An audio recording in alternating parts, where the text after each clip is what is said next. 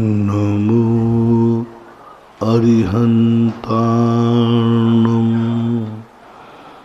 नमो सिद्धाणं नमो आयर्याणं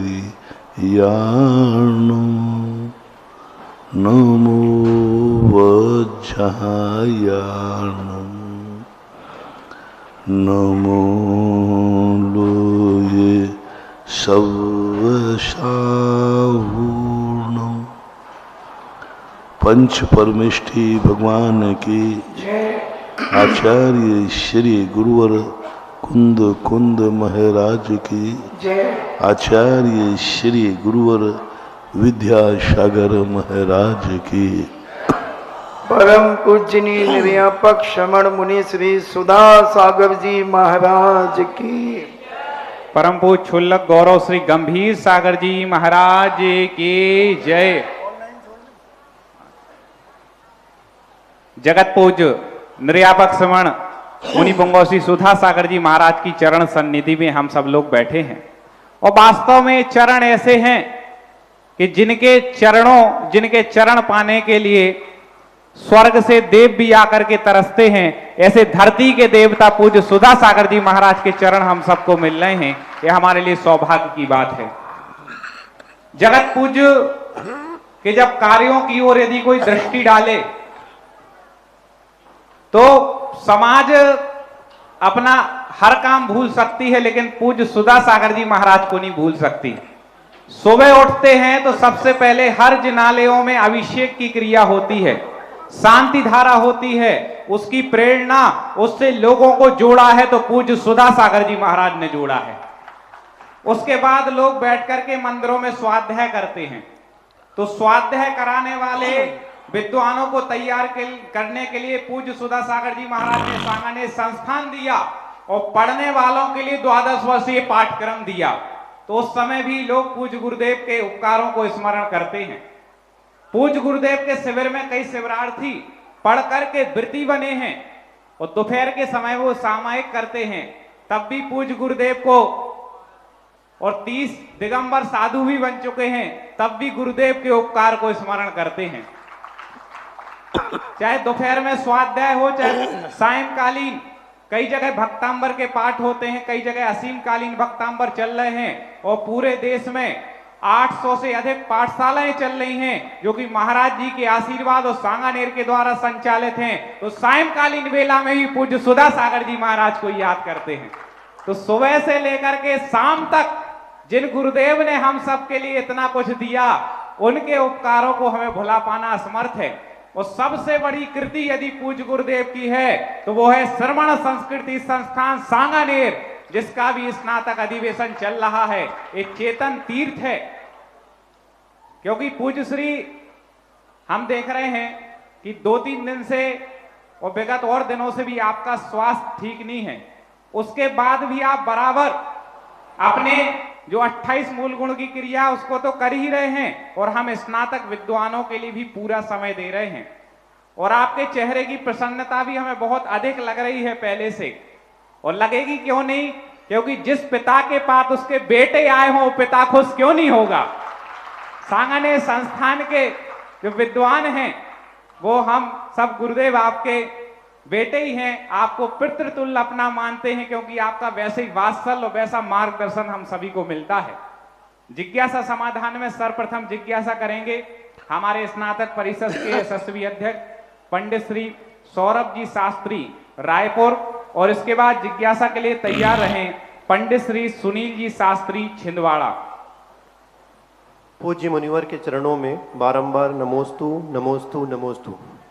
पूज्य क्षुल्लक जी के चरणों में सादर इच्छा।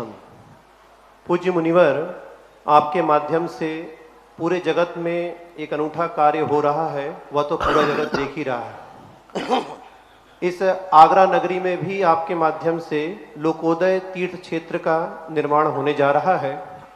मेरी जिज्ञासा या एक मैं कहूँ मेरा एक अंदर की भावना है कि जैसे हम देखते हैं कि दिल्ली, जयपुर और आगरा, ये पूरे भारत की जो त्रिवेणी है, ये विदेशों के लिए, विदेशी पर्यटकों के लिए एक मुख्य स्थान है। आगरा में लोग ताजमहल देखने आते हैं, दिल्ली में भी बहुत सारी चीज़ें हैं, जयपुर में भी जाते हैं। तो ये इन 3 स्थानों में बहुत सारे पर्यटक आते हैं, विदेशी लोग आते हैं देखने के लिए। और शायद हो सकता है इसी कुछ भावना को लेकर के ताजमहल के पास में ही आपने लोकोदय तीर्थ क्षेत्र बनाने का यह भावना भाई है, और जो कि साकार होने वाली है। तो मेरा एक ये है, जिज्ञासा भी है कि जैसे दिल्ली में एक अक्षरधाम बना हुआ है, जहाँ पर कहते हैं कि श्री नारायण जो वो हैं उनका बहुत अच्छा वो बना हुआ है, वहाँ पर आप जाएं तो जो नारायण भगवान है उनके 3 घंटे में वो कौन थे, क्या थे, उन्होंने क्या किया, वो 3 घंटे घूमने के पश्चात आप पूरा परिचय प्राप्त कर लेंगे कि वो कौन थे। तो ऐसा ही मेरी भी भावना है, मैं भी ऐसा सोचता हूं कि हमारा भी कुछ एक ऐसा हो कि हम वहां कुछ ऐसा बनाएं और वहां अंदर प्रवेश करें तो महावीर भगवान कौन थे, उनका क्या संदेश था, उनका क्या उपदेश था, वो पूरा ऐसा बन जाए। कोई भी विदेशी वहां जाए, भले वो टिकट हो, टिकट आराम से देंगे लोग, और देख करके घूम के आए तो ताजमहल फीका पड़ जाए, लेकिन लोग वहां अवश्य जाएं और देख करके जैन धर्म क्या है, भगवान महावीर कौन थे, वह परिचय उनसे वहां प्राप्त हो जाए। क्योंकि हम सब जगह अजैनों में तो ये प्रभावना नहीं कर सकते, लेकिन ऐसा कोई एक चीज बन जाए जिससे वो जैन धर्म की परिचय को प्राप्त कर सकें तो बहुत अच्छा कार्य हो जाएगा। बन ही रहा है तो वहां पर कुछ ऐसी भी प्रकल्पना बन जाए तो बहुत हो जाएगा। महाराज जी आपका जैसा। प्रेरणा तो मैं दे ही रहा हूँ। समस्या क्या होती है, स्वामी नारायण आदि के लिए उनके साधु, उनका एक मिशन होता है और वो मिशन के अनुसार साधुओं की एक कमेटी बनती है और उनको कहा जाता है जब तक ये मिशन पूरा नहीं हो वो साधु वहाँ से नहीं हटेगा। अब यहाँ पर हमारे सामने समस्या है, मैं कुछ भी कर सकता हूँ, कुछ भी हो सकता है, कर भी सकता हूँ और हो भी सकता है। समस्या होती है कि जैसे ही चतुर्मास हुआ तैसे ही विहार करना अनिवार्य है। और जब जो कल्पनाएं होती हैं वो बैठ करके जो होती हैं, ये कल्पनाएं कहीं बनी हुई नहीं है कि एकदम ला करके रख दो, वो तो कल्पना करना पड़ती है और रेगुलर वहाँ रुके बिना ये काम हो नहीं सकता। और दिगंबर चर्या के अनुसार ये संभव नहीं होता, इसलिए ऐसे अच्छे कार्य नहीं हो पाते। और या फिर श्रावक कुछ ऐसे समर्पित हों जिनका शौक हो और वो इसको समर्पित होकर, यही सभी जगह देख लीजिए कोई ना कोई साधु वहाँ पर बैठा हुआ है, तभी काम चल रहा है। समाज में इतनी दम नहीं है, समाज अर्थ प्रधान ही समाज है, वो कोई समय देते नहीं हैं। तो अब ये इतनी सारी समस्याएं हैं, जितना मेरे से बनता है, मेरे पास 2 शक्तियां हैं, एक मन और एक वचन, वो मैं सदा समाज को देता रहता हूँ। और समाज के पास 2 शक्तियां हैं, तन और धन। ये चारों जब तक मिली रहेंगी कुछ भी हो सकता है। अब कभी तन और धन मिलता है, मन वचन नहीं मिल पाता। तो प्रयास तो है कि अच्छी चीज़ बने। आप देखना जहाँ भी अच्छी चीज़ बनी वहाँ कोई ना कोई साधु कई वर्षों तक रेगुलर बैठना पड़ता है, बैठ करके तब फिर कल्पना बनती है। क्योंकि कोई वो जो अक्षरधाम बना 2-4 हजार करोड़ का है, कोई 100 करोड़ का नहीं, 2-4 हजार करोड़ में बना होगा। 2-4 हजार करोड़ रुपए इकट्ठा करना पड़ता है तब, क्योंकि वहाँ पर ऐसी चीज़ों में पैसा बहुत खर्च होता है। अब 2-4 हजार रुपया खर्च, 2-4 हजार रुपया नहीं, 2-4 हजार करोड़ के लिए तो बैठना पड़ेगा। वो भी हो जाएगा, वो कोई बड़ी बात नहीं है। 2-4 हजार करोड़ भी कोई बात, बस वही है कि बैठना पड़ेगा अपने साधु पद की जो मर्यादा है, मेरा तो भाव यही है, मैं उतना ही कर सकता हूँ जिससे मेरी साधुता सलामत रहे, मेरी सामायिक सलामत रहे। इसके ये जब तक हमारी चर्या सही चल रही है, उसके बाद जो साइड में समय बचता है उतना कर लेता हूँ, क्योंकि मूल को नहीं खो सकता, ब्याज मिले या न मिले। कर रहा हूँ प्रयास, भावना होना चाहिए, अच्छी भावना। पूज्य गुरुदेव, ये तो पूरा देश नहीं पूरा विश्व जानता है कि आप जो चाहें वो कर सकते हैं, क्योंकि आपके पास वचनों की सिद्धि है, आपकी वाणी से जो निकलता है वो होता ही है।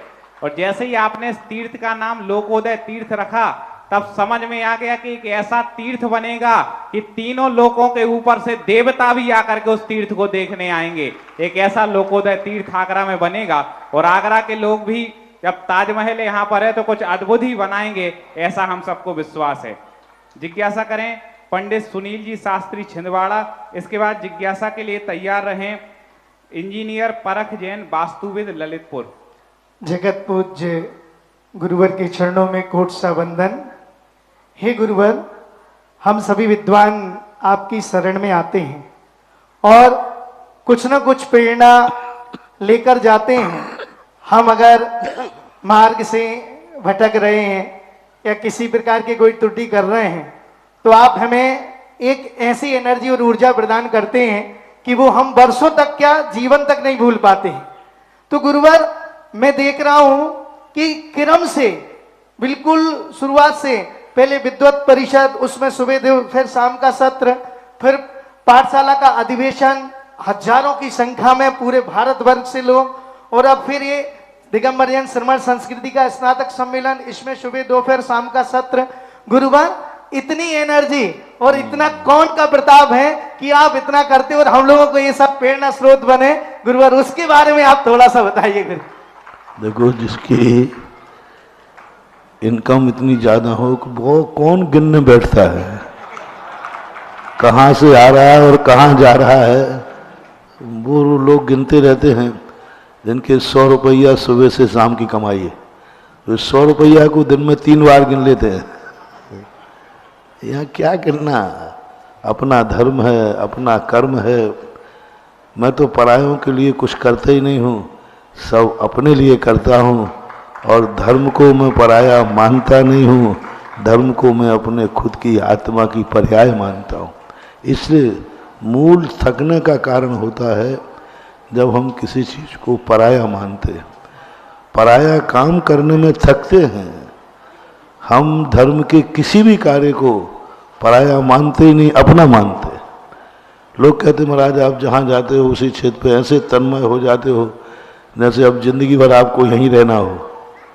मन के मैं जहाँ हूँ वही सब कुछ मेरा है, और मैं जहाँ हूँ वहीं के लिए सब कुछ है। अपना भर मान लो, कोई थकान, सब गायब हो जाते। अपना कि ये मेरा है। संस्थान से धर्म का प्रचार नहीं हो रहा है, हमारे आत्मा का प्रचार हो रहा है। हम जैन देव का, जैसे हमने कहा था कि हम संस्थान के लिए दान नहीं ला रहे हैं, हम खुद अमीर बनने की खेती कर रहे हैं।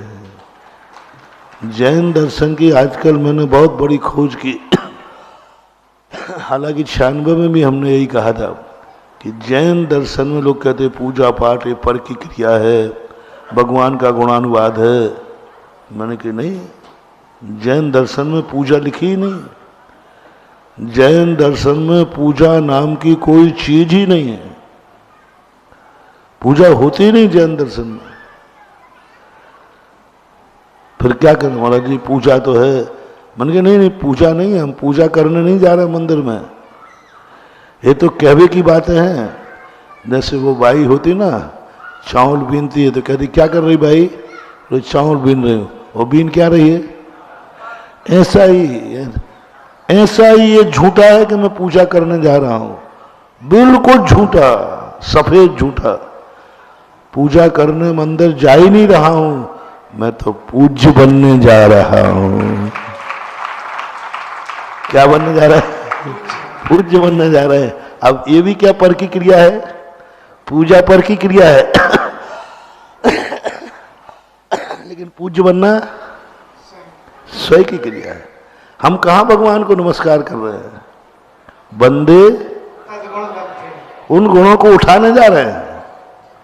हम भगवान को नमस्कार काहे को करेंगे? अपन नहीं कहते। जैनी आदमी कभी किसी को नमस्कार करते ही नहीं है। तो फिर नमोस्तु करते रहे नहीं, वो वहां गुण रखे थे उनके चरणों में, तो वे उठाने जा रहे हैं। बंदे तदगुण पूरी क्रियाएं देख लीजिए, पर की क्रिया है ही नहीं। तो महाराज को दान दे रहे हो? नहीं दे रहे। हम तो पुण्य कमा रहे, जीवन धन्य कर रहे। हर क्रिया, एक भी क्रिया ऐसी नहीं है जो पर की होती हो। हम भगवान की जयकार बोल रहे हैं, कहां बोल रहे हैं? हम भगवान के गुणों की प्रशंसा कर रहे हैं, कहां कर रहे हैं? उच्च गोत्र का बंद कर रहे हैं, अपने को ऊंचा उठा रहे हैं। पूरी क्रियाएं देखना ना, सब स्वयं आत्मा की क्रियाएं। तो आजकल जो तथाकथित अध्यात्मवादियों ने क्रियाओं की, तो पर की क्रिया, पर की क्रिया, मैंने उनको कहा कि मूर्खों, पर की क्रिया नहीं है, स्वयं की क्रिया है। हम पूजा कर नहीं रहे, पूजा कहने में आता है पूजा कर रहे हैं। सत्य ये है कि हम पूज्य बनने के लिए, ये प्रक्रिया है पूज्य बनने की। तो ऐसी स्थिति को घटाओ, ऐसी एक भी क्रिया बताओ जो पर की क्रिया है, जिससे स्वयं का कोई भी कार्य नहीं होता, पर के लिए कार्य कराया हो। ऐसा कोई आगम में कोई जैन क्रिया बताओ जो पर के लिए कराई हो, उसमें स्वयं का कोई भी लाभ निहित नहीं है। अपन भगवान का अभिषेक कर रहे हैं, कहाँ कर रहे हैं? त्वाम स्वीय कलमस गणोन्मथ, कहाँ कर रहे भगवान का अभिषेक? लग रहा भाई ये भगवान का हरा रहा है, ये भी कोई धर्म है क्या? नहीं नहीं, मैं भगवान का अभिषेक क्यों करूंगा? मैं तो अपने कर्मों को धो रहा हूं। हाँ, ये विधि है कि भगवान का अभिषेक करने से मेरे कर्म धुल जाते हैं, इसलिए मैं अभिषेक कर रहा हूं। अब कर्म तो मुझे धोना ही है। बोलो, कर्म धोना स्वयं की क्रिया है कि पर की? स्वयं की। अब विधि उसकी ये है, तो उस विधि को अपना रहा हूं। ऐसा तो मैं इसलिए नहीं थकता हूं कि मुझे हर चीज में हमारी स्वयं की क्रिया दिखती है, इसलिए थकता नहीं। और पर का परिणाम जाग जाए कि नहीं ये तो पराया काम है, तो थक जाऊंगा। ऐसे ही आप लोग भी इसको प्रैक्टिकल करना, हर धर्म की क्रिया को स्वयं लाभ निहित करना। ये मन बहुत बेईमान है। ये कहता है तुम्हें क्या लाभ है, अभिषेक करने से तुम्हें क्या लाभ है? मन कहेगा तो कहना देख तेरा गंदगी धुल जाए, फ्रेश हो जाएगा, चल अभिषेक करने। तो अपने को स्वयं को, उपादान को स्थापित कर दो। हर निमित्त क्रिया में आनंद ही आनंद है। जिज्ञासा करें, हमारे बीच में एक ऐसे वास्तुविद हैं जो गुरुदेव के चरणों के अनन्य भक्त हैं, और ललितपुर में जब भी किसी जिन मंदिर का निर्माण होता है और कहीं भी जिन मंदिर का निर्माण होता है, इन निःशुल्क वास्तु देखते हैं। एक बार जोरदार तालियां बजा करके किसी का भी कोई भी वास्तु का कार्य उसको बहुत अच्छे से करने वाले श्री इंजीनियर परख जैन वास्तुविद ललितपुर। उसके बाद जिज्ञासा करेंगे हमारे सांगणे संस्थान के निर्देशक महोदय डॉक्टर शीतल चंद जी साहब। मेरे मम गुरु के चरणों में बारंबार नमोस्तु, छुल्लक जी के चरणों में क्षमी। गुरुवर, मेरा प्रश्न है कि आप कहते हैं कि किसी भी चीज़ का हम पा लेते हैं, किसी चीज़ को भगवान के थ्रू, तो हम उनकी शांति धारा करनी चाहिए उपकार के माध्यम से। तो गुरुवर, उनकी आप उपकार या आभार तो हम शांति धारा करके चुका सकते हैं, लेकिन आप जैसे गुरुओं का हम उपकार कैसे चुकाएं जो कि हम भक्तों पर इतनी कृपा करते हैं हमेशा। और किसी का तो कह नहीं सकता हूँ, लेकिन मेरे ऊपर जरूर गुरु की विशेष कृपा है और बनी रहे। मुझे पथरी का दर्द हुआ था, तो मैंने सिर्फ एक नाम लिया था गुरुवर का, और 5 मिनट में मेरा पथरी का दर्द गायब हो गया था, और वो आज तक दर्द नहीं उठा है, बिना ऑपरेशन, बिना दवाई खाए। तो गुरुवर, ये क्या है, मुझे थोड़ा सा इसका, और आपका उपकार मैं कैसे व्यक्त करूं? देखो, मेरा उपकार तो है, मैंने जिसके लिए तुम पर उपकार किया वह तुम हो जाओ, यही हमारा उपकार है। पूज्यवर अकलंग स्वामी महाराज ने राजवार्ता के अंदर यह सूत्र दिया कि गुरुओं का, बड़े लोगों का उपकार क्या है, कैसे चुकाए। तो उन्होंने जिस भावना से तुम्हारे ऊपर उपकार किया है, अपने आप को तद्रूप बना लेना ही सबसे बड़ा उपकार कहलाता है। तो आप सुखी रहें, आप स्वस्थ रहें, आप निरोग रहें, हमारा सारा उपकार चुक जाएगा। और पूज्य गुरुदेव, आपके तो इतने लोगों के ऊपर उपकार हैं और आपके चमत्कार हैं कि एक पूज्य सुधा सागर जी महाराज चमत्कार ग्रंथ लिखा जाए तो 10,000 पेज से ज्यादा भर जाएंगे। इतने पूज्य गुरुदेव के चमत्कार संस्मरण हम निरंतर सुनते रहते हैं। पूज्य गुरुदेव, जिज्ञासा समाधान के माध्यम से लाखों लोगों को लाभ मिल रहा है।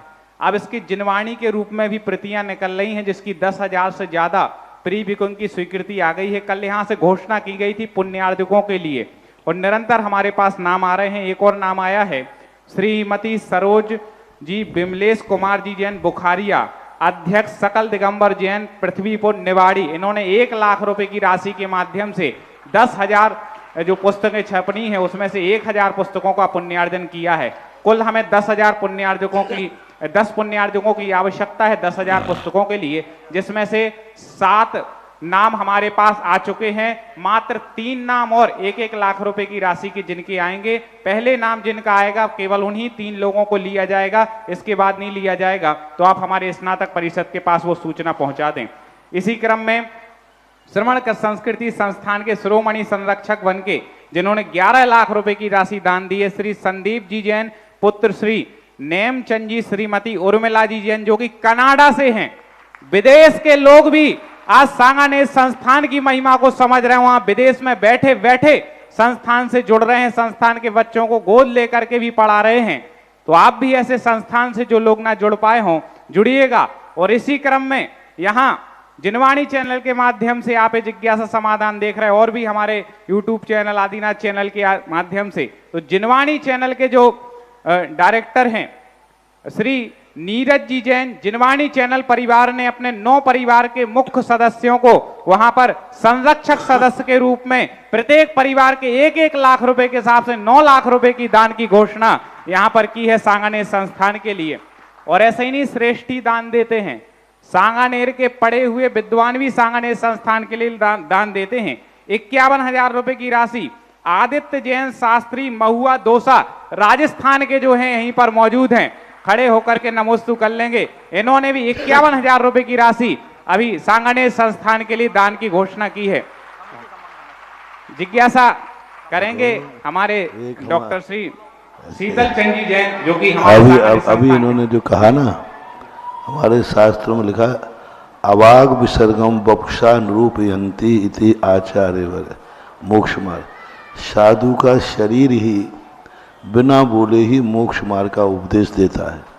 अभी कल मेरे पास समाचार आए, आप लोगों का ये भेष, टोपी और समूह देखकर विदेश में कह रहे भारत में अभी ये इतने विद्वान बैठे हैं, उज्जैन विद्वान अकेले। यानी आपका यहाँ बैठना, भले आप कुछ नहीं सुनो, आपके बैठने से जो फोटो विदेश में जा रही है ये भी प्रभावना का कारण बन रही है। अब बोलो, तुम लोग कहते हो कि हम बैठने से क्या मतलब, हमें ना तो प्रश्न करना है ना प्रश्न सुनना है। प्रश्न करना भी नहीं, उत्तर सुनना नहीं, फिर क्यों बैठूं? अरे नहीं, बैठने मात्र से तुम्हें पुण्य लग रहा है। तुम्हारी यह संख्या देख करके और लोगों को आश्चर्य हो रहा है कि ऐसा भी आज इस युग में ऐसे विद्वान तैयार हो रहे हैं। कैसे होते हैं विद्वान तैयार? वो नाना प्रकार के प्रश्न उठा रहे। कल शाम को मेरे पास ऐसा समाचार आया, आपका सभा में बैठना भी प्रभावना का कारण है। शीतल जी, पूज्य मुनि श्री के चरणों में दरबार नमस्ते करता हुआ मेरी एक जिज्ञासा है कि पूज्य मुनि श्री, अभी हमने एक विधान हो रहा था कहीं पर, तो उसमें एक मंत्र लिखा हुआ था, त्रिलोक संबंधी अरहंत सिद्धाचार्य उपाध्याय सर्व साधु जिन धर्म जिनागम जिन चैत्य चैत्यालभ्यो नमः। तो मुझे इसमें आई कि त्रिलोक संबंधी 3 लोक, माने नरकों में तो आचार्य उपाध्याय साधु रहते ही नहीं है, तो वो त्रिलोक संबंधी मंत्र कैसे बन जाएगा? स्वर्ग में भी नहीं पाए जाते हैं। तो मंत्र बनाया त्रिलोक संबंधी अरहंत सिद्धाचार्य उपाध्याय साधु जिन धर्म जिनागम जय चैत्यालभ्यो नमः। तो ये मंत्र कहाँ तक उचित? पूज्यवर पूज्यपाद स्वामी महाराज ने एक वंदना की है, भूता अनागत वर्तमान समये तेभ्यो जनेभ्यो नमः। यानी जो नरकों में पड़े हैं उनको भावी पर्याय की अपेक्षा से उनकी भी वंदना की जाती है। भले वो नरकों में पड़े हैं लेकिन वो आने वाले भगवान के रूप में, साधु के रूप में, उपाध्याय के रूप में विराजमान हो सकते हैं। और कोई विराजमान हो ना हो, लेकिन निगोद से भी निकले हुए जीव कम से कम साधु अरहंत और सिद्ध पद तो धारण कर सकते हैं। इसलिए त्रिलोक संबंधी, तीन लोक संबंधी जब भी पूजा होती है, एक और आपके यहाँ त्रिलोक मंडल विधान मिलता है। काल संबंधी तो बन सकता है। हाँ, तो वो त्रिलोक त्रिलोक संबंधी यही बनाते भावी प्रज्ञापन नए की अपेक्षा से कि वो आगे तीर्थंकर भगवान बनेंगे। इसलिए क्योंकि त्रिलोक तिलक मंडल विधान है, तीन लोक मंडल विधान, उसको तीन लोक मंडल भी कहते हैं, तीन लोक मंडल विधान है। हाँ हाँ हाँ, तो तीन लोक जो मंडल विधान है, अब उसमें तो तीन लोक में तो भगवान है ही नहीं। तो वहाँ भी उन्होंने यही कहा कि भावी पर्यायों की अपेक्षा से वे भी वंदनीय हैं, ये हो सकता है। बाकी मंत्र के रूप में भी यही प्रज्ञापन नए की अपेक्षा से मंत्र को स्थापित कर लिया जाता है। दूसरी जिज्ञासा ये महाराज जी कि हमारे यहाँ जो छात्र और कायदा से आचार्य उपाध्याय साधु तो 2.5 द्वीप से बाहर है ही नहीं। ये मध्यलोक में ही नहीं बनेंगे, ऊर्ध्वलोक में भी नहीं बनेंगे, अकेले अरहंत बनते हैं। पर वही कहा जाता है तीन काल संबंधी, त्रिलोक संबंधी, भूतानागता की अपेक्षा से। त्रिकाल संबंधी तो फिर भी ठीक बैठता त्रिकाल हाँ, नई गम नई की अपेक्षा।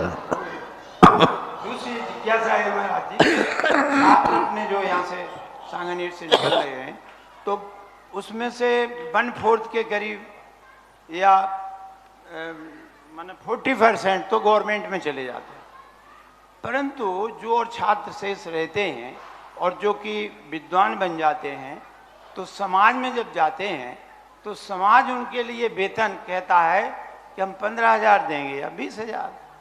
तो हमारे लड़के बड़े हतोत्साहित होते हैं। और ऐसा क्या किया जाए कि समाज जो है पैसा खूब दे रही है, कहते हैं कि पैसा खूब आ रहा है, परंतु विद्वानों के लिए जो है घिसट घिसट के जब कहेंगे तो कहेगा 15 नहीं 16 दे देंगे। अरे क्या है स्थिति, विद्वान कैसे आगे और बढ़ेंगे? दूसरा, आवास की व्यवस्था के लिए कहते एक कमरा देंगे, क्या उसका शादी विवाह नहीं होगी? तो ये बहुत बड़ी समस्या है। उसके कारण जो है बच्चे हमेशा ही कहते हैं कि गुरुजी ये कैसे चलेगा सारा का सारा। तो इस पर निवेदन है कि इस पर आप प्रकाश डालें और साथ में यह भी समाज को प्रेरणा मिले कि जिससे कि विद्वानों का सम्मान इस ढंग से किया जाए जिससे कि मात्र केवल माला से कुछ नहीं होता है, उसके लिए धनराशि भी अपेक्षित है। तो गवर्नमेंट में आज 3rd ग्रेड के टीचर को कितना मिल रहा है? 60,000 रुपये, माने सबसे लोअर टीचर को 60,000 रुपये पर मंथ मिल रहा है। और अपने यहाँ जो समाज देती है वो 15,000 बहुत अधिक कहेगी तो हम तो 20,000 रुपये दे देंगे। क्या होता है? तो इसके लिए क्या किया जाए, क्योंकि भविष्य की दृष्टि से बहुत अनिवार्य है इस पर विचार करना। समाज के बीच में भी हम रहते हैं और समाज की भी ऐसी स्थितियां हैं, वो सामने वाले की योग्यता देखते हैं। पहली बात, योग्यताओं का मूल्यांकन होना चाहिए। जितना ज्ञान इनको है उतने ज्ञान का ये उपयोग क्या करें। ये माँ शाम को एक पाठशाला ले सकते हैं, सुबह भगवान का अभिषेक कर सकते हैं, उसके अलावा और क्या कार्य कर सकते हैं। और कार्य न करने के कारण से टीचर सुबह से जाता है 5 बजे से शाम तक कम से कम 5-7 पीरियड जो भी लेता है वो लेता है, सरकार के लिए जिम्मेवारी लेता है और सरकार के लिए एक प्रकार का कोई काम पड़ता है तो उनको भी करता है। अब अपने यहाँ के है कि पंडित है तो अब मान सुबह अभिषेक करा दिया, शाम को पाठशाला ले ली, बस 24 घंटे का उसका उपयोग नहीं। यदि 24 घंटे का उपयोग बनता है तो फिर लोग 50,000 भी देने में पीछे नहीं हटने वाले। अब उसके लिए इनको खुद योग्यता हासिल करना पड़ेगी। जैसे अभी आज दोपहर में मैं बोल नहीं पाया, अभी यहाँ के लिए कम से कम 10 से 11 विद्यार्थी चाहिए है। अभी फिर इसके बाद बता दूंगा मैं, 10 से 11 विद्यार्थी चाहिए, जनवाणी चैनल के लिए चाहिए, और एक यहाँ बैनाला जी परिवार ने कहा उनके लिए चाहिए। तो वो सब एक ही बात मान रहे हैं कि कंप्यूटर आता हो तो। आजकल की कंप्यूटर की बड़ी मांग होती है कि कंप्यूटर यदि है तो योग्यता है, तो हमें कुछ संस्थान से हट करके कुछ योग्यताएं हासिल करना पड़ेंगे, और वो हासिल की जा सकती है, ऐसी बात नहीं है।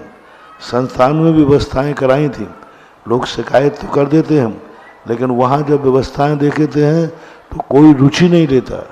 कंप्यूटर की कितने बार व्यवस्थाएं की गई, लेकिन 10-20% ही लोग रुचि लेते हैं। तो एक तो इनको स्वयं अपनी ज़िंदगी के प्रति जिम्मेवार होना चाहिए। समाज के बीच की समस्याएं हैं, अब उन्हीं के बीच में मान लीजिए पंडित डॉक्टर साहब, आप किसी मंदिर के समाज में मंदिर में रहते हैं, आप वहाँ मंदिर में एक पंडित रख दें विद्यार्थी, तो उसको कितना वेतन दिलवा पाएंगे आपके उसी मंदिर में से? आप ये कहेंगे इसका काम क्या है, उपयुक्तता क्या है? तो ये सबसे बड़ी चीज़ है, एक वर्क चाहिए। हम वर्क नहीं दे पा रहे हैं कि सुबह 10 बजे से लेकर 5 बजे तक रेगुलर यदि कार्य करने की स्थिति बने तो ऐसी बात नहीं है। हमने जहाँ विद्यार्थियों को पढ़ाने भेजा था पाठशाला में, आज वो सेठ बन के बैठे हैं, सेठ भी बन गए, सूरत वगैरह में 1-2 लोग हैं। तो अपन को भी कुछ योग्यताएं हासिल करना पड़ेंगी, मेहनत करना पड़ेगी।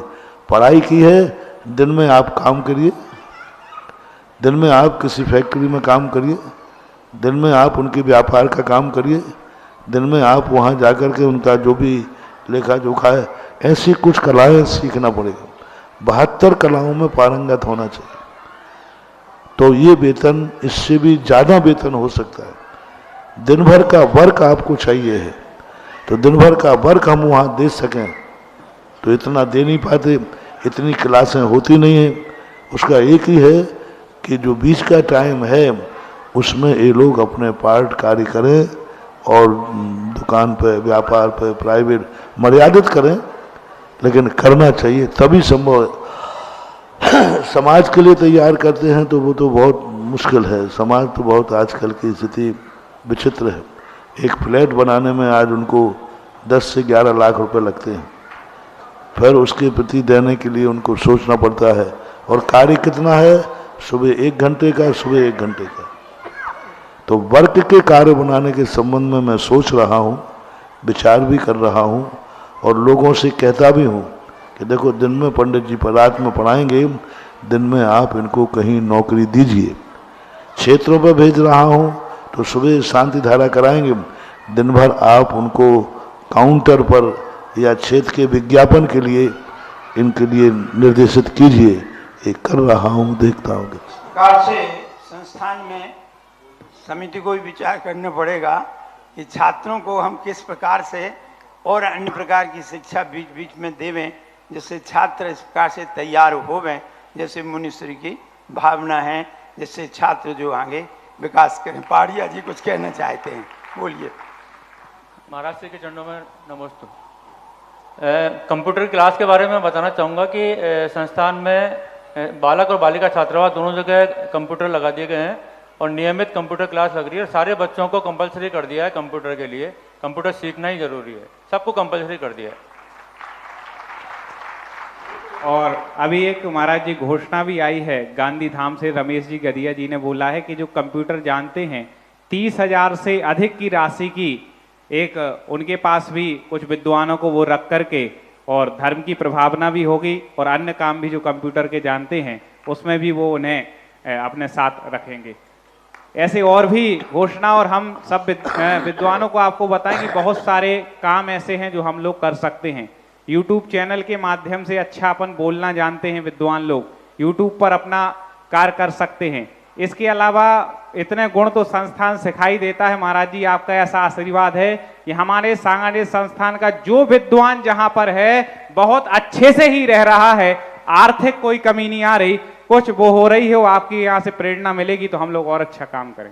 इससे तो सिद्ध होता है कि संस्थान में एक ऐसा विभाग खोले या किसी को जिम्मेवारी दी जाए कि जितनी भी समाज में आवश्यकताएं इस ढंग की वो वहां पर आ जाएं, और जो छात्रों को अपेक्षाएं हैं उस ढंग के हम वो समझ करके वैसे पाठ्यक्रम बनाएं।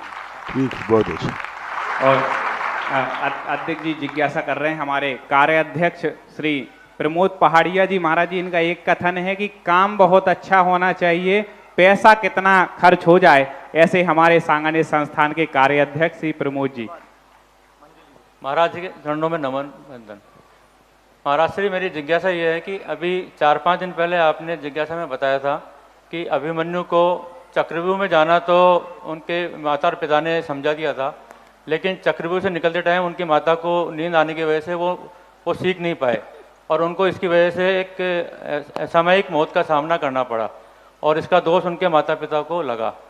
इससे आप ये बताना चाह रहे थे कि हम भी अपने बच्चों को सांसारिक कार्यों में तो डाल देते हैं, लेकिन सांसारिक कार्यों से बाहर निकालने के लिए उनको पूजा वगैरह, अभिषेक वगैरह हम नहीं सिखाते हैं, तो वो दोष के भागीदार हम बन रहे हैं। अगर हम अपने बच्चों को कोशिश करें कि वो ये काम करें, मंदिर जाएं या पूजा अभिषेक करें, फिर भी बच्चे अगर नहीं करते हों तो ऐसे में भी दोष के भागीदार हम रहेंगे, या ये उनके पाप कर्म का होता है कि वो नहीं कर पा रहे हैं काम? हर चीज को सिखाने की एक उम्र होती है।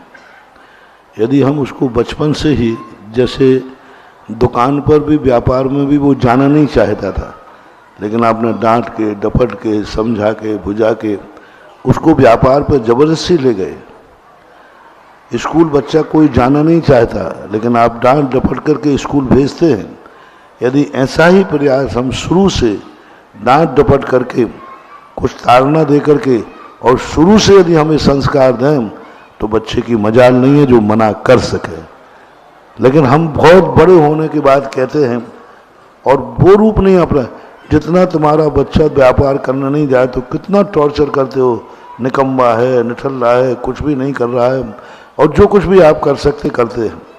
उतना प्रयास यदि हम परमार्थ की तरफ भी करें तो दोनों कार्य हो सकते हैं, क्योंकि यदि मेहनत नहीं की है, कहने मात्र से तो कोई बच्चा जाने वाला नहीं। बच्चे से कहना, ये बच्चा स्कूल चले जाना प्रारंभ में, तो कहते पापा जा रहा हूँ गिल्ली डंडा खेल रहे हैं। उसको कितनी मेहनत का साथ जाना पड़ता है, वो वहाँ से भागता है, फिर भी आप करते हैं। उतनी मेहनत यदि की जाए तो हम इस दोष से मुक्त हो सकते हैं। और तुम्हें देखो, प्रमोद जी पहाड़िया ने, इनके बाप नंद किशोर जी ने धंधे में ऐसा प्रवेश कराया कि नंबर 1 है धंधे करने में। लेकिन इसका पुण्य एक था कि पिताजी ने, नंद किशोर जी ने तो चक्रव्यूह में प्रवेश करना सिखाया और मैंने उससे निकलना सिखा दिया, और निकाल दिया वो। पर अब तो ऐसा निकाला कि कोई चक्रव्यूह भेद नहीं सकता। संस्थान के प्रति इतने वफादारी, इतनी लगन अंतरंग हो गई है कि हमारे से भी ज्यादा लगन इनको हो गई है। तो यही तो है, मान लो पिता नहीं सिखा पाए तो गुरु का सानिध्य मिल जाए।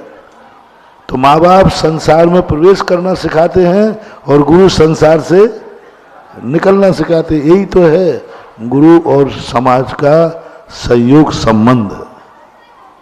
और हमारे बीच में हमारे संस्थान के यशस्वी अध्यक्ष, जितने अध्यक्ष हम सबको मिले कि इतने सबसे श्रेष्ठ पद पर थे, डीजेपी की पद पर, वो भी दिल्ली में, ऐसे हमारे श्रीमान SK जैन साहब जी, जिन्होंने आज गोलाकोट को पूरे विश्व का सबसे अच्छा तीर्थ बना दिया है, ऐसे श्रीमान SK जैन साहब जी हमारे बीच में। जोरदार तालियां बजा करके हम उनको आमंत्रित करेंगे जिज्ञासा के लिए। मेरे आराध्य गुरुदेव के चरणों में मेरा शत वंदन। पूज्य शुल्ल जी के चरणों में इच्छामी। महाराज जी, एक चीज़ तो मैं कहना चाहूँगा इनके साथ में कि अभी कुछ बच्चों को हमने, जो कि फर्स्ट ईयर, सेकेंड ईयर और थर्ड ईयर में अभी हैं, उनमें से कुछ बच्चे ऐसे हैं जो सिविल सर्विसेज का एग्ज़ाम देना चाह रहे हैं। तो उनकी हमने 2-3 ऑलरेडी इंट्रोडक्टरी क्लासेस ली है, उनको कुछ मटेरियल भी अवेलेबल करवाया है, और उन लोगों को सिविल सर्विसेज IAS IPS की परीक्षा अभी अगले जैसे उन्होंने ग्रेजुएशन किया तो उनको दिलवाने की कोशिश कर रहे हैं ताकि वो प्रशासन में भी उच्च पदों पे आ सके। एक तो हमारा यह प्रयास है संस्थान में। महाराज जी, मेरा प्रश्न ये है कि मैं अभी एक स्वाध्याय कर रहा था तो उसमें एक आया कि आप इष्ट भाव से सब चीज़ों को देखें, कर्तव्य भाव नहीं रखें, अच्छाई बुराई नहीं देखें, बल्कि ज्ञाय भाव से देखते रहें। अब आपके सामने कोई चीज़ गलत हो रही है, अब आप उसमें इंटरफेयर नहीं करेंगे, सिर्फ आप देखते रहेंगे तो कैसे काम चलेगा, उसको ठीक कैसे करेंगे, इस बारे में जरा मार्गदर्शन करें गुरुदेव। पक्का पुलिस अधिकारी है, पुलिस का काम ही है कि अपराध को पकड़ना। इस एक अभिमन्यु को भी निकाला है। हाँ, ये तो सरकार में सब में पहुंच गए थे, लेकिन आज ये भी परमार्थ के क्षेत्र में आ रहे हैं। और जो आप लोगों ने ऐसे लोगों के लिए हम यही देते हैं कि जो आपने किया कि आपको जिसका नॉलेज था पुलिस विभाग में भी भेज रहे हैं। एक मजिस्ट्रेट थे, उन्होंने आहार दिया तो हम सबसे थोड़ा इशारा कर रहे थे, भाई रात्रि भोजन तो नहीं करते हो, गुटखा तम्बाकू तो नहीं खाते हो, पर वो आए तो उनको हमने कुछ नहीं कहा। तो मजिस्ट्रेट को बड़ा बुरा लगा कि यहाँ भी पक्षपात चलता है, मतलब सबसे तो पूछा जा रहा और मेरे से कुछ नहीं पूछा। तो उन्होंने सोचा कि महाराज जी शायद हम मजिस्ट्रेट है ना, हाई कोर्ट के मजिस्ट्रेट थे, तो शायद संकोच बस महाराज ने नहीं कहा। उन्हें आहार तो दे दिया, आहार के बाद आए, बोले महाराज जी मैं मजिस्ट्रेट हूँ, मेरे सामने अन्याय में नहीं देख सकता, आपने सबसे कुछ ना कुछ त्याग कराया, मेरे से क्यों नहीं कराया? क्या आप डरते थे या संकोच था? तो मैंने कहा भाई आप बताओ क्या बात है। बोले बताओ महाराज, मुझे बहुत विकल्प है, आपके दरबार में और ऐसा पक्षपात क्यों? चाहे साधारण जाए चाहे मजिस्ट्रेट जाए, नियम तो सबको। मैंने कि तुम्हारे लायक में नियम सोच नहीं पा रहा था, तुम्हें क्या नियम दिया जाए? तो महाराज आप सोच लिया? मैंने कि सोच लिया। तुम एक नियम लो आज आहार दान के उपलक्ष्य में कि तुम जिस पद पर बैठे हो ऐसा कम से कम एक मजिस्ट्रेट बना करके रिटायर्ड होगे। वो स्तब्ध रह गए कि ये भी कोई साधु नियम देंगे, वो तो सोच रहे थे कुछ देंगे नियम। बोले महाराज जी ये कैसे? तो मैंने कहा अब नियम है ना, नियम है। उन्होंने संकल्प किया, रिटायर्ड होने के बाद 2 मजिस्ट्रेट बना करके और वो रिटायर्ड हुए। ऐसे ही मैं आपको कह रहा हूँ कि आप पुलिस विभाग में रहे हैं, तो अब मैं संख्या तो नहीं बताऊंगा, कुछ लोगों को आप जैसे पुलिस विभाग में भी संस्थान के बच्चे पहुंचे और वो पुलिस ऑफिसर बनने के बाद कहें मैं संस्थान का हूं।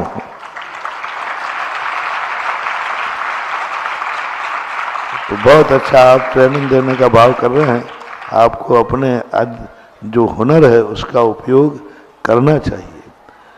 और इस प्रकार की स्थिति। दूसरा क्या था? तो महाराज जी की सिर्फ देखते रहे, वहाँ पर वहाँ एक नीति ये है कि साक्षी भाव बनो। हमारे यहाँ नीतियाँ 3 होती हैं। सबसे पहली नीति है कर्तृत्व की, तुम जो कर रहे हो अच्छी तरह करो, सावधानी से करो, जब नहीं कर सकते हो तो दूसरे को उस कार्य से रोको। हमारे यहाँ ये भी तो कहा है अपृष्ट रवि वक्तव्यम सुसिद्धांतार्थ विप्लवे, जहाँ दोष दिख रहे हो वहाँ बिना बोले भी बोलना चाहिए, ये भी कहा है। लेकिन ये दशा उस समय कही गई है जिस समय तुम कुछ नहीं कर सकते, तुम कुछ नहीं कर सकते, तुम्हारे हाथ में कुछ नहीं, बल्कि तुम उसको तो रोक नहीं पाओगे, वो भी तुम्हें हानि पहुंचा देगा। तो उस समय कहा विपरीत वृत्तो माध्यस्थ भावम। अब वो सुधार ही नहीं सकते हम उसको, ऐसी दशा में माध्यस्थ भाव कहा है। यदि सुधारने की दशा है तो हमें सुधारना चाहिए, आगम से सहमति है।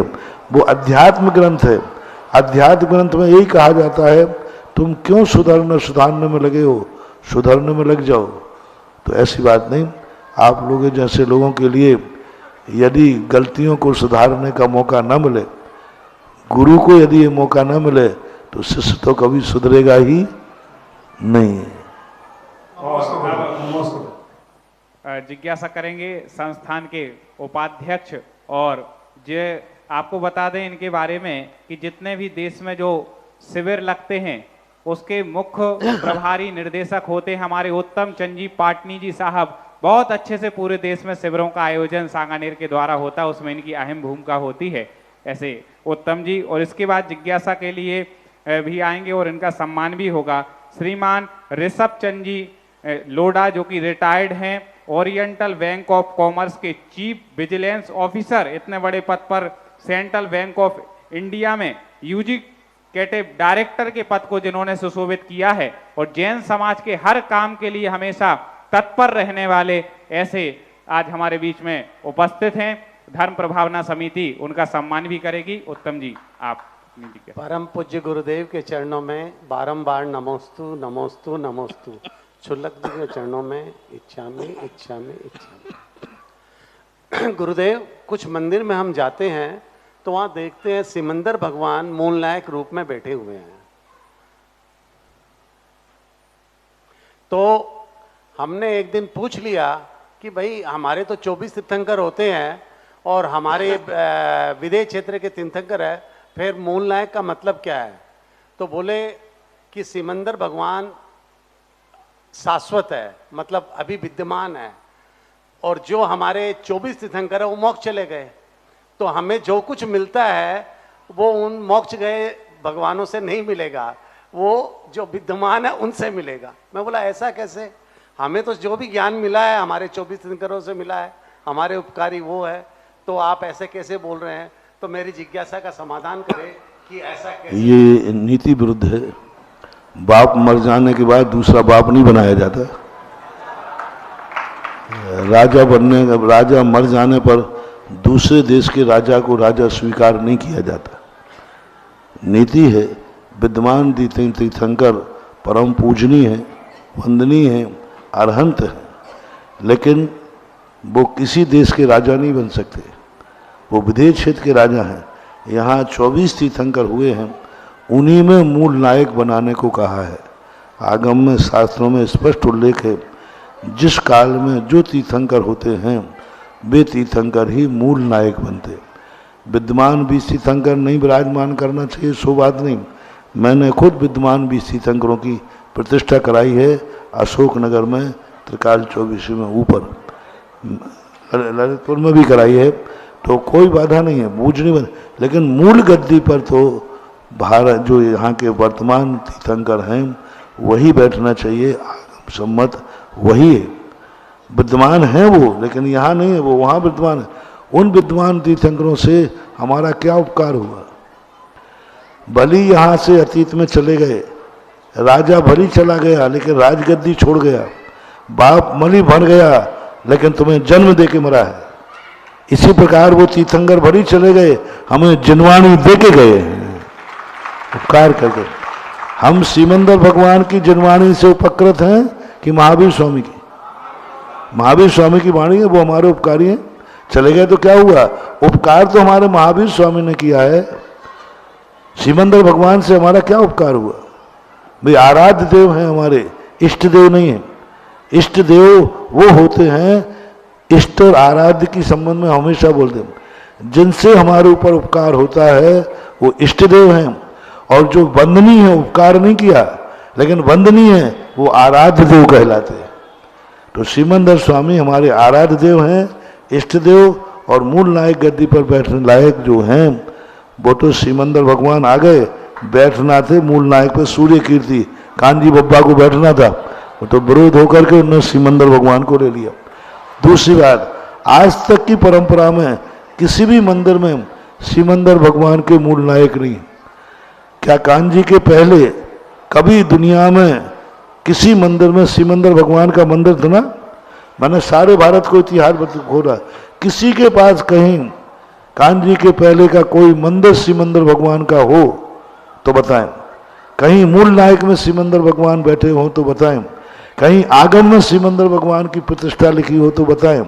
किसी मंदिर के उपदेश में मिला हो तो बताएं। आज तक तो कोई नहीं लाया। ये नई परंपरा जो है ये चलना ठीक नहीं है, अनैतिक है, नीति विरुद्ध है और ऐसा कभी होना नहीं चाहिए। और हमारे बीच में ऋषभ जी उपस्थित हैं। इसी जिज्ञासा। नमस्ते महाराज। मेरा प्रश्न है, जैन धर्म कर्म प्रधान धर्म है और सभी धर्मों में कर्म की प्रधानता के बारे में विवेचन किया है और कर्म को ही सर्वोपरि बताया है। हमारे जैन धर्म में इस बात कहा गया कि आश्रय से कर्म का बंधन होता है और निद्रा से कर्म का क्षय होता है और उसी के साथ और पाप और पुण्य का जुड़ा हुआ है। बैंकर होने के नाते कभी कभी मैं सोचता हूँ और ये प्रश्न भी आता है कि पुण्य करके मैं अपने खाते में जमा कर दूं और पाप करके घटा दूं, तो क्या वो बैलेंस ही रहेगा या पाप से भोगना पड़ेगा और पुण्य को भी भोगना पड़ेगा? किसी कलम में यदि आप इनकम दिखा दें किसी साल और दूसरी साल यदि आप उसमें घाटा दिखा दें तो वो उस साल का घाटा ही माना जाएगा, उस साल की प्रॉफिट मानी जाएगी, दोनों मिलाकर के बैलेंस नहीं निकाला जाएगा।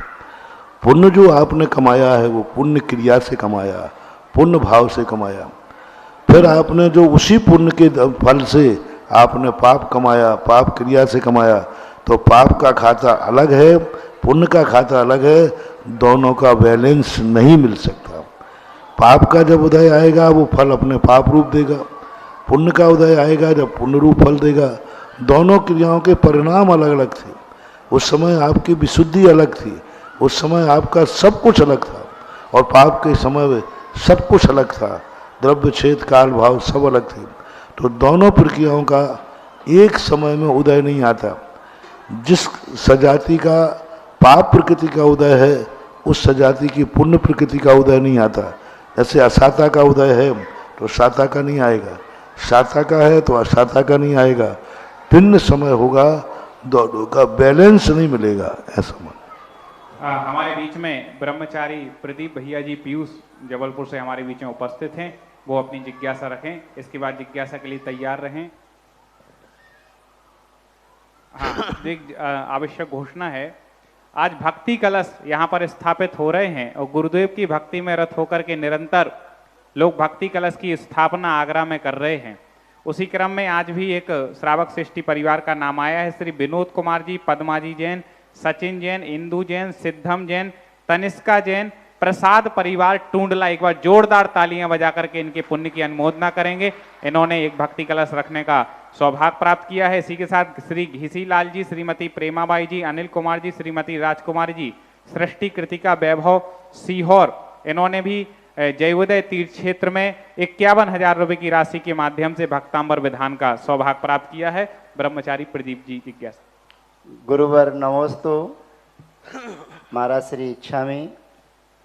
गुरुवर प्रश्न हमारा यह है कि किसी मंदिर का माली जो द्रव्य उठाता है वो श्री जी के अभिषेक के लिए जल भर सकता है या नहीं, और यदि भरता है तो समाज को पुण्य और पाप की कितनी वर्गणाएं प्राप्त किस प्रकार से होंगी, समाधान जिज्ञासा दीजिएगा। पहली बात है, जो द्रव्य को खुद उठा के खा रहा है वो पानी नहीं भर सकता, अभिषेक के पानी भरने का वो अधिकारी नहीं है।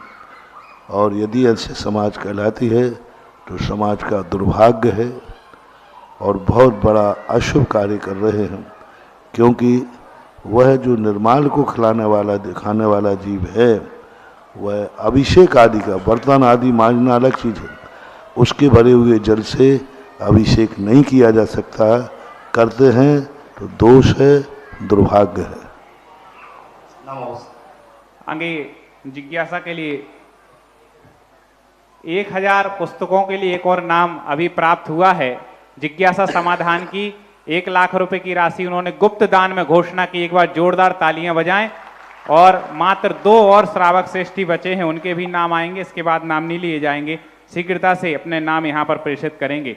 जिज्ञासा करें अनुजा जी जैन सागर, शिवांगी जैन सागर, दोनों मिलके एक ही जिज्ञासा करेंगी, समय कम है इस हिसाब से आप एक जिज्ञासा। इसके बाद जिज्ञासा के लिए तैयार रहे मंजू जी जैन गोधा, जो कि रेहाबाड़ी आसाम से यहाँ पर उपस्थित। मेरे आराध्य गुरुदेव के श्री चरणों में बारंबार नमोस्तु नमोस्तु नमोस्तु। पूज्य छुल्लक जी के चरणों में इच्छामी। मैं राशि, मेरी जो जिज्ञासा है वो एक छोटी सी संस्मरण के साथ है, जो कि कुंडलपुर पंचकल्याणक से जुड़ा हुआ है। महर्षि, मेरे गृहस्थ जीवन के बड़े भाई, जिनका बहुत लंबे समय से ब्रह्मचारी व्रत था और उनकी दीक्षा के भाव थे, पर वो किसी वजह हो नहीं पा रही थी, तो महर्षि कुंडलपुर में भी नहीं हो पाई। फिर पूज्य आचार्य भगवान का वहाँ से बिहार हो गया, वहाँ आप विराजमान थे महर्षि। वो आपके पास गए और आपने जैसे ही उनको आशीर्वाद दिया, अपना हाथ उनके सिर के ऊपर रखा और अगले ही दिन पूज्य आचार्य भगवान की ऐसी विशेष कृपा हुई कि उनको आदेश आ गया संघ में प्रवेश करने के लिए। तो महर्षि, मेरी जिज्ञासा यह है कि आपका और गुरुजी का ऐसा कौन सा कनेक्शन है कि आपने आशीर्वाद यहाँ दिया और आदेश वहाँ से आ गया? समाधान कीजिए महर्षि। ये कनेक्शन बताए नहीं जाते, नहीं तो बीच में कोई कट कर दे दो।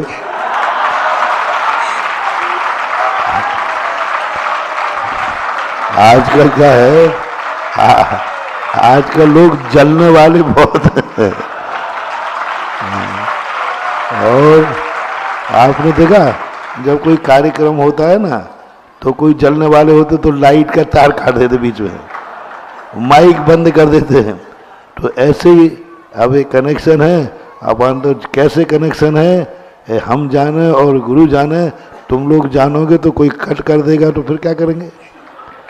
और होता है ऐसा, किसी को अधिक जो रूप होता है ना, सहन नहीं होता, तो कई बार पुण्य के कारण भी उपसर्ग आते हैं। इसलिए रहस्य की बात को रहस्य में रहने दो, जिससे सुरक्षा बनी रहेगी। महर्षि, आपके आशीर्वाद से फिर उनकी सिरपुर में क्षुल्लक दीक्षा भी हो गई महर्षि। ओम शांति। नमोस्तु महर्षि, नमोस्तु।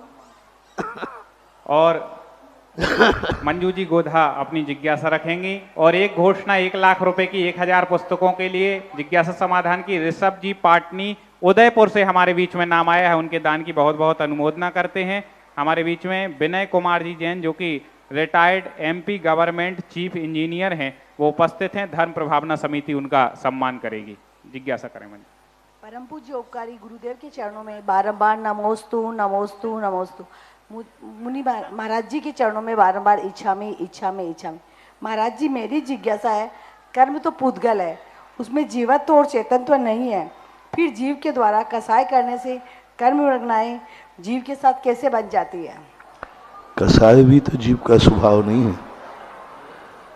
जब व्यक्ति ने जो परिणाम निमित्त से होते हैं, वे परिणाम निमित्त को मानते भी। कसाय जब भी होगा औदैक भाव है। औदैक का अर्थ है कोई ना कोई निमित्त होगा। पर निमित्त से जितने भी कार्य होंगे वे पर निमित्त का ही कार्य करेंगे। यानी कसाय हमें पर निमित्त को लेकर हुई है, तो वह कसाय पर को ही ग्रहण करेगी, स्वयं को ग्रहण नहीं करेगी। कांटे से कांटा ही निकलता है। नैमित्तिक जितने भाव होते हैं वे नियम से बंध मूलक होते हैं। इसे राग द्वेष आदि भाव हमारे स्वभाव न होने से, पर के आलम्बन से आत्मा आद्रीभूत हुए। पूज्यवर पूज्यपाद स्वामी ने सर्वार्थ सिद्धि की टीका में आद्री शब्द का प्रयोग किया कि वो गीली हुई है आत्मा, स्निग्ध हुई है आत्मा, पर के निमित्त मिलने से, निमित्त पाने से।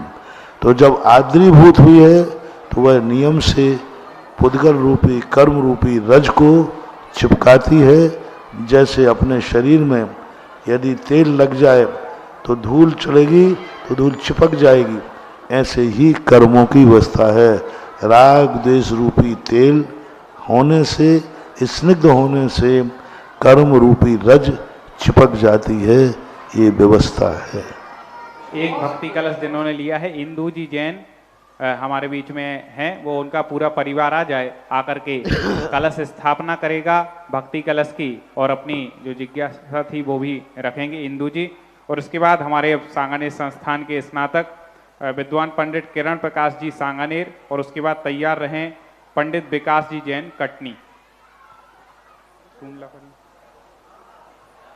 इंदू जी भक्ति कलश ले लें। गुरुवर हमारे सच्चे प्रश्न पूछिए, सच्चे हैं मन के सच्चे। जिज्ञासा करें, आप समय कम है बहुत सारे। गुरुवर, मेरा क्वेश्चन ये है कि वेदी के आगे जो छोटे छोटे जानवर रखते हैं, जैसे कि आदि भगवान का पेड़ और शेर महावीर स्वामी ये क्या रख सकते हैं? और थाली में जो विराजमान वो होते हैं भगवान जी, अभिषेक करने के बाद उसकी शांति धारा कर सकते हैं, जैसे 4-5 भगवान विराजमान हो थाली में।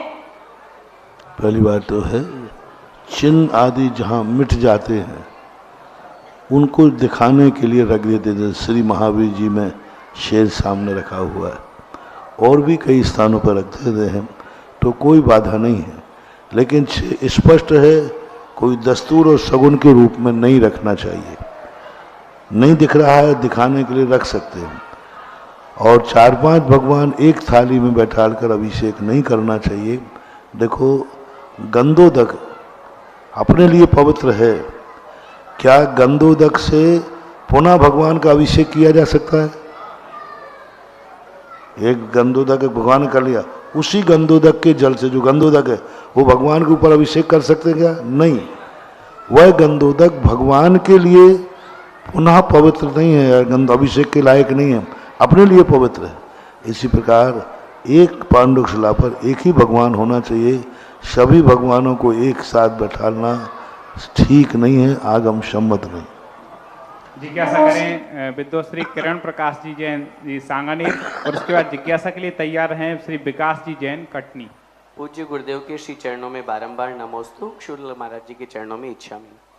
महाराज जी, जब हम करणानियों के अंतर्गत 3 प्रकार के अंगुल की चर्चा करते हैं, उत्सेधांगुल, प्रमाणांगुल और सूच्य अंगुल की अपेक्षा, तब उस समय एक धनुष जब हम 1.5 फुट का बनाते हैं वर्तमान की अपेक्षा से, क्योंकि हम कितने हाथ लगाएं, तो मेरा प्रश्न सीधा सा यव के ऊपर है महाराज जी। जब हम 24 अंगुल का एक धनुष मानते हैं तो उसमें जो यव का प्रमाण, यव माने जो, तो 1.5 फुट तो हमने वर्तमान के अपेक्षा से लगा लिया, लेकिन यव मतलब जो, तो वो जो कब का लगाएं? क्योंकि अगर हम पूर्व काल में जाते हैं तो निश्चित रूप से उस यव मतलब जो की आकृति भी बड़ी होगी, तो वो यव कितना हमें लेना चाहिए? उसका प्रमाण पूज्य नेमी चंद महाराज ने त्रिलोक सार में दिया है। लीक से लेकर के वो चले हैं परमाणु, सन्नासन, अवसन्नासन, फिर लीक, लीक से जुआ, जुआ से जौ। 8 जुआ का एक जौ होता है, 8 लीक का एक जुआ होता है, 8 सन्नासन का एक लीक होती है। मतलब वो शुरू से पूरा प्रमाण लेकर चले। अब इसके प्रमाण में वो जब जो अंगुल बनेगा वो प्रमाण अंगुल बनेगा, नाप से लेकर चल रहे। और ऐसे 24 अंगुल जो 8 जौ का एक अंगुल मानना और 24 अंगुल का एक हाथ मानना और 4 हाथ का एक धनुष मानना, यहाँ तक की प्रक्रिया एक समान है। इनमें 2 भेद नहीं है, 2 मत नहीं है। अब धनुष के बाद जो बनता है कोष, तो धनुष के बाद लघु कोष जो कहे गए हैं उसमें धनुष की संख्या अलग की गई है और कोष तक भी एक ही है। 2000 धनुष का एक कोष, यहाँ तक भी एक ही मानो। कोष के बाद फिर योजन जो आता है 2 तरह के, एक 2000 कोष का भी योजना, महायोजन। तो इस प्रकार के जो क्रम त्रिलोकसार में दिया है उसको पूरा क्रम बैठा लेंगे तो बैठ जाएगा। फिर भी प्रश्न थोड़ा बहुत आ सकता है कि जुआ जो है वो छोटे भी जुआ हैं, बड़े जुआ हैं, लीग, तो लीग के लिए उन्होंने सन्ना सन्न शब्द का प्रयोग किया। अब सन्ना सन्न जो है वहाँ पर हम जीत जाएंगे, क्योंकि सन्ना सन्न के लिए उन्होंने निश्चित परमाणु दिए हैं, इतने परमाणु का सन्ना सन्न होता है।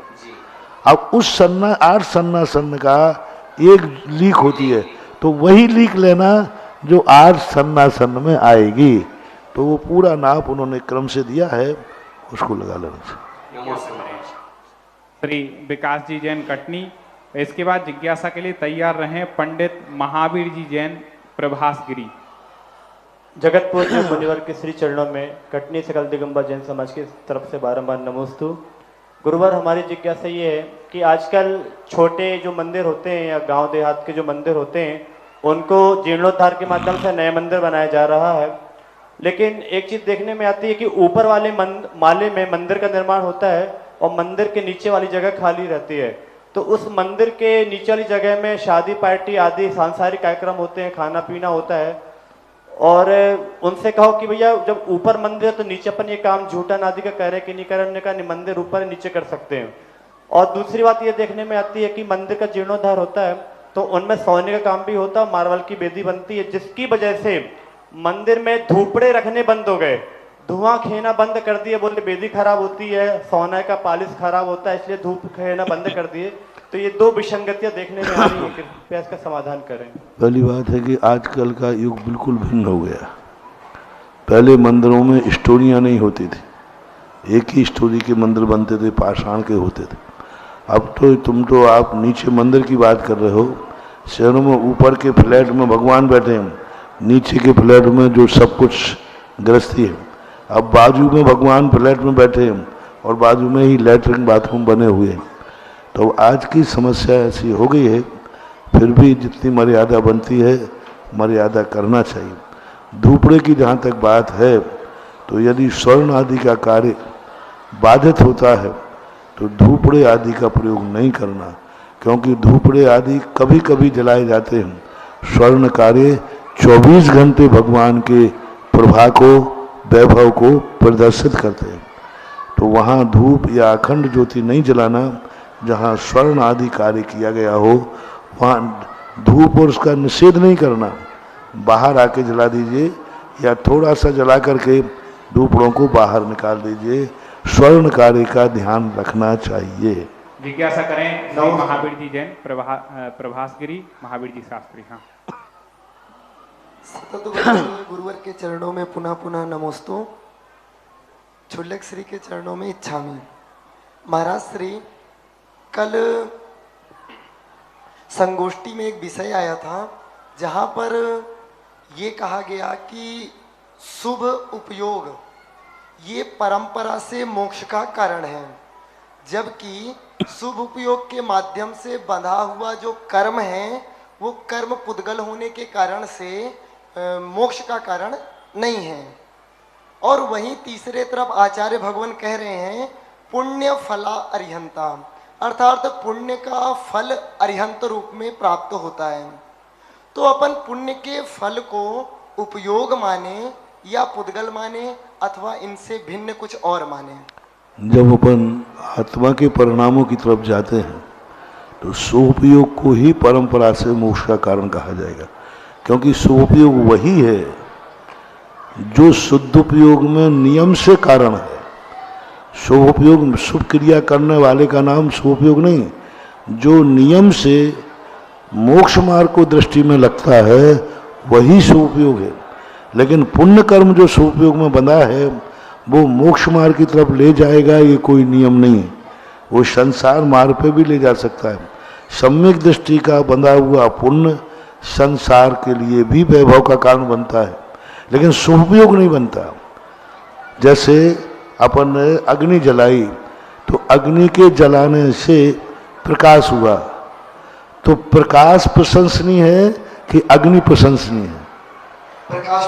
क्योंकि अग्नि तो लकड़ी को जला भी रही है, तो अग्नि प्रशंसनीय नहीं है, प्रकाश प्रशंसनीय है। इसी प्रकार शुभोपयोग प्रशंसनीय है। शुभोपयोग में बांधा हुआ पुण्य मोक्ष की परंपरा का कारण नहीं बनाया, इसलिए पुण्य को परंपरा से मोक्ष का कारण न कह के शुभोपयोग को मोक्ष का कारण कह सकते हैं, कहना ही चाहिए। अब रही बात कि कर्म तो पुण्य फला अरहंता, ये इसलिए कहा गया कि जब व्यक्ति का संपूर्ण पाप नष्ट होगा, 4 घातिया कर्म मूल पाप थे, इनको नष्ट किए बिना वह अरहंत पद नहीं पा सकता। इसलिए जब व्यक्ति के पाप नष्ट हो गए तो पुण्य ही पुण्य बचा, और पुण्य बचने से उसको अरहंत पद की प्राप्ति हुई, ऐसा कहा जाता है। तो पुण्य के फल को क्या परिणाम मानेंगे या फिर उसके फल को क्या मानेंगे? पुण्य के फल को वहां पर परिणाम नहीं, पुण्य के फल की उपलब्धि पर नियामक नहीं है। शुभोपयोग, इस बात को समझना, शुभोपयोग नियम से मोक्ष मार्ग, मोक्ष की दृष्टि से ही होगा। नियम से जो शुभोपयोगी हैं वो मोक्ष मार्गी ही है। लेकिन पुण्य का बंध जो हुआ है, पुण्य के उदय में मोक्ष मार्गी हो, ये कोई नियम नहीं है। हो सकता है तो जिसमें कंफ्यूज होता है उसके लिए परंपरा से मोक्ष का कारण नहीं कह सकते।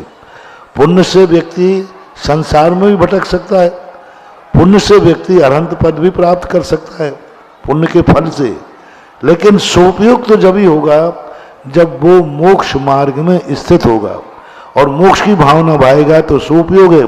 अन्यथा वही शुभ क्रिया व्यक्ति मोक्ष की भावना के बिना कर रहा है तो सोपयोग नहीं, शुभ योग है।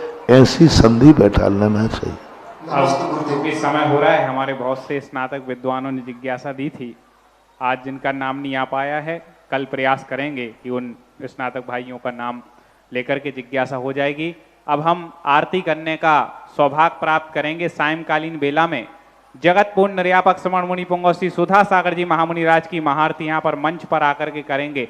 ऐसे कौन आज पुण्यशाली श्रावक होंगे जो पूज्य गुरुदेव की आरती का सौभाग्य प्राप्त करेंगे। 11,111 रुपये बोली के माध्यम से पात्र का चयन होगा। आप हाथ खड़े करके अपनी बोली की स्वीकृति यहाँ तक प्रेषित करेंगे। 11,111 रुपये मंच पर आकर के जगत पूज्य निर्यापक कितने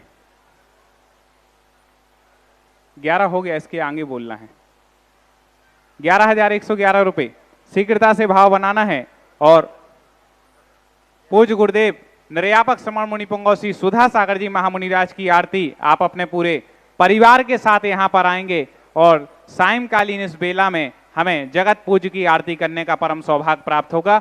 शीघ्रता से कितना 21 क्या बोल रहे कौन के 31 कर दें 31,331 रुपए। एक बार जोरदार तालियां बजा करके अनुमोदना करें ऐसे पुण्यशाली श्रावक के भावों के लिए। 31,331 रुपए, 31,331 रुपए एक, 31,331 रुपए दो। बोली जा रही है, मौका छूट रहा है, भाव बना लें। बहुत बड़ा पुण्य आपकी संध्या काल मंगलमय हो जाएगी ऐसे पुण्यशाली श्रावक। 31,331 रुपए एक, दो, ढाई, पौने 399 बोली जाती हुई और किसी के भाव बन रहे हो। 31,331 रुपए 3 नाम लेकर के आ जाएं। श्रावक श्रेष्ठी श्री प्रदीप जी, मंजू जी, गोधा, जोरदार तालियां बजा करके स्वागत करें। रेहावाड़ी आसाम से जो कि हमारे बीच में उपस्थित हुए हैं उन्होंने, और हमेशा ये विद्वान सम्मान के लिए आगे रहने वाला परिवार है। श्री रेहावाड़ी आसाम से जो पधारे हैं गोधा जी आ जाएंगे, श्रावक श्रेष्ठी परिवार। और द्वितीय बोली कौन होगा सौभाग्यशाली? 11,111 रुपए शीघ्रता से भाव बनाने हैं। 21 कर दें साहब? अरे हाँ भैया जी बोल रहे हैं 21 से शुरू कर दें। 21,221 रुपए, 21,221 रुपए एक, शीघ्रता से मन बनाना है। 21,221 रुपए दो, ढाई, पौने 3 बोली जाती हुई 21,221 रुपए 3 नंबर। अभिनंदन जी देहरादून से हमारे बीच में पधारे, गुरुदेव के अनन्य भक्त हैं और इतनी दूर देहरादून से चल करके आए हैं, वो आज आरती करने का सौभाग्य प्राप्त कर रहे हैं और एक भक्ति कलश भी लेने का उन्होंने सौभाग्य प्राप्त किया। जोरदार तालियां बजाएं अभिनंदन जी के लिए। आइएगा और आकर के पूज्य गुरुदेव की आरती, तृतीय आरती शीघ्रता से 11,111 रुपए, 11,111 रुपए, हाँ 11,111 रुपए, 11,111 रुपए, 11,111 रुपए एक, 11,111 रुपए दो। शीघ्रता से जिनको नाम देना हो अपने हाथ खड़े कर सकते हैं, समय कम है इसलिए 11,000 रुपए की राशि में नाम लेते हैं। और किसी के भाव हो सायंकालीन पूज्य गुरुदेव की आरती के तो 11,000 रुपए की राशि में आप अपना नाम दें और आकर के यहाँ पर पूज्य गुरुदेव की आरती करने का परम सौभाग्य प्राप्त करेंगे। मंच पर आकर के आपको जगत पूज्य निर्यापक समाज तीर्थ चक्रवर्ती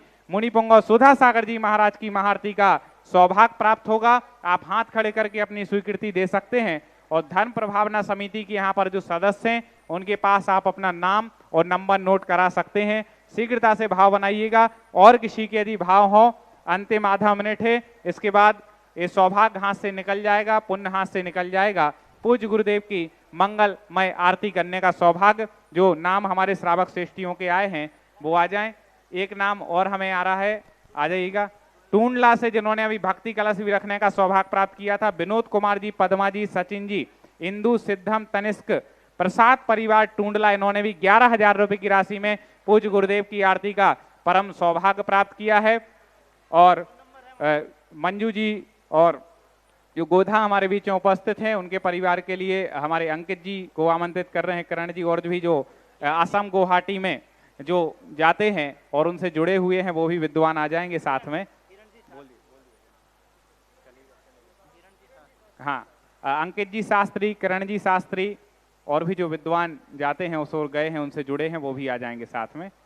चलिएगा, और किसी के बाहों तो प्रेषित करें, नहीं तो आरती की शुरुआत हम सभी लोग कर रहे हैं। जगत पूज्य की आरती बड़े ही भक्ति भाव के साथ हम यहाँ पर संपन्न करेंगे।